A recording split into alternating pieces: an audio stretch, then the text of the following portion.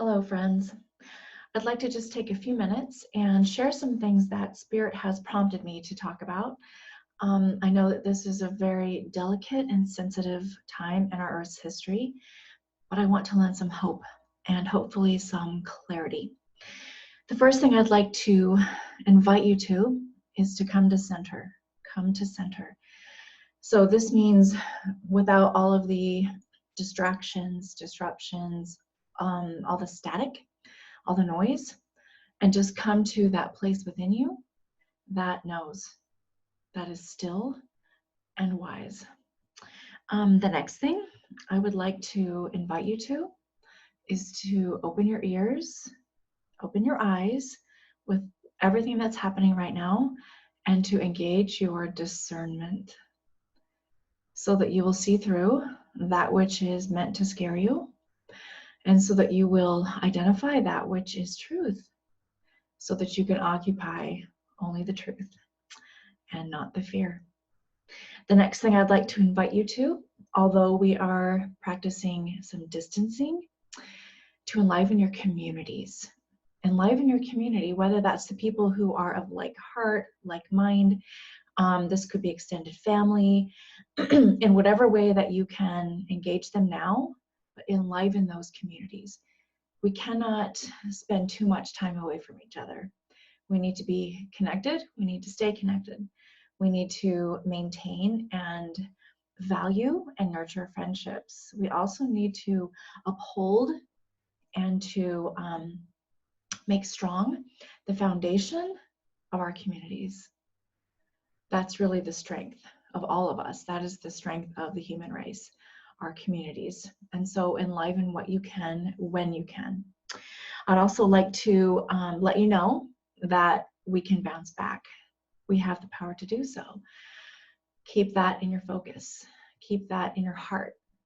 Keep that lens when you're looking at everything right now, the lens of the knowing that we can bounce back. And this is an opportunity to awaken, to realize and recognize what we treasure most, and how are we nurturing those things that we treasure most, to really put our effort and our energy there to those things that we treasure most. This might be an opportunity for a reset where we can come back more clarified, with less extra stuff that we don't need, and involved in engagements when we come back that are more heartful and that are more supportive to human evolution. And finally, I'd like to share with you something that Spirit recently taught me. It's called resonant rule. Resonant rule. And so Spirit describes this as this: that which resonates love and hope can be stronger in the field than the resonance of fear and antagonism. Resonant rule. So if this moment of pause, if we can just take a step back in our pause and think about, what are we resonating? What thoughts, emotions, feelings, ideas are we sending out into the field? What are we sending out into the world? Let us 1,000% not be in the channel of fear-mongering, of judgment, of criticism, of hatred, of anything that is unbecoming to the light. Seek only that which is fruitful to the light, that we can support each other, that we can defend each other, that we can uphold and nurture and strengthen ideals which are good for everybody. So lean into that resonant rule. I'd like to offer a prayer right now, and I would like to invite you to pray it forth. Pray it forth in your own home, in your own time, when it's convenient for you, and when you feel compelled and inspired to do so. But please, please pray it forth. Prayers are powerful. They tap potentiality. They ignite the field. They call forth orchestration and intervention. They are real. So pray it forth. And for now, pray with me. Divine Creator, home of our hearts, our souls, that which enlivens and engraces all that is, we give you acknowledgement. We bring our hope to your doorstep. We bring our request here now. Please stay the hand of those forces which seek to impair our communities, our humanity, and our freedom.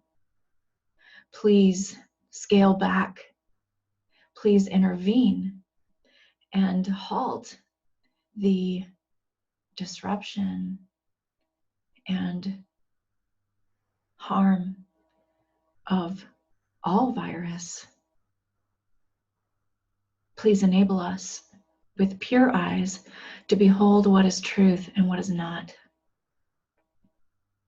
During this time, as we are in the world at large, sheltering in, please enable us to realize and remember what matters most.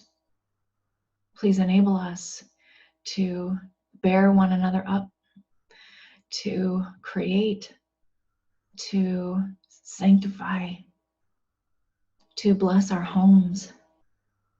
Please enable us to identify the best way forward. Please inspire those who are leadership around the world. Enable them to form their words carefully. Enable them to establish safety protocols which are for the best, yet which do not create such long-term damage that in the long run we are hurt more by those safety protocols than by the virus itself. Enable us, every one of us, who is watchful, who cares, who is leaning in. Enable every one of us with power in our prayer to hold the frame, to bear the words, to conduct immediate and widespread, far-reaching divine help. We request and we require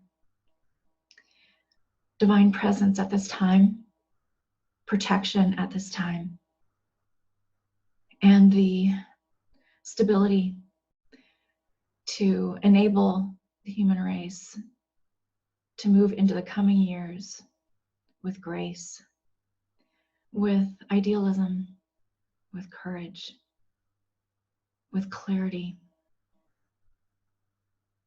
Be upon us now wherever we are, whoever we are.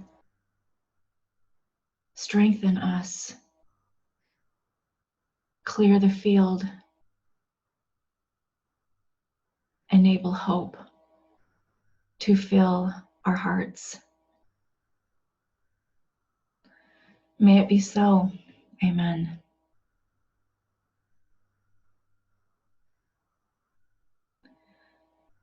And so, my friends, pray it forth.